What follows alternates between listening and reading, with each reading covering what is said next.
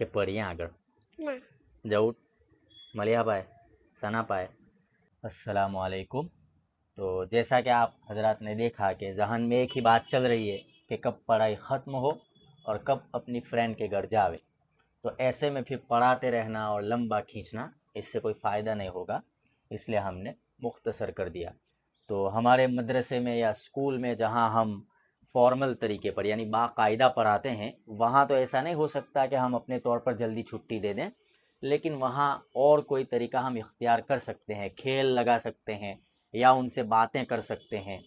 तो इस तरह इंशाअल्लाह हम एक अच्छे उस्ताद बन पाएंगे। वो एक दो दिन में नहीं होता, बल्कि कई दिन, बल्कि कई महीने और सालों लगते हैं। मेरा चौथा साल चल रहा है स्कूल में।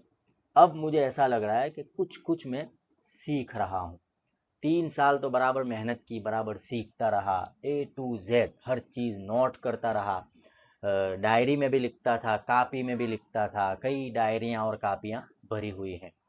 तो उन सब चीज़ों को फुर्सत में फिर मैं लेकर बैठता हूँ और एक एक पॉइंट पर गौर व फिक्र करता हूँ और फिर अपने आप को बेहतर बनाने की कोशिश करता हूँ। अल्लाह ताला से दुआ है और ये उम्मीद है कि अल्लाह ताला हमें हमारी अच्छी तालीम व तरबियत करे और हमें तालीम व तरबियत करना सिखा दे।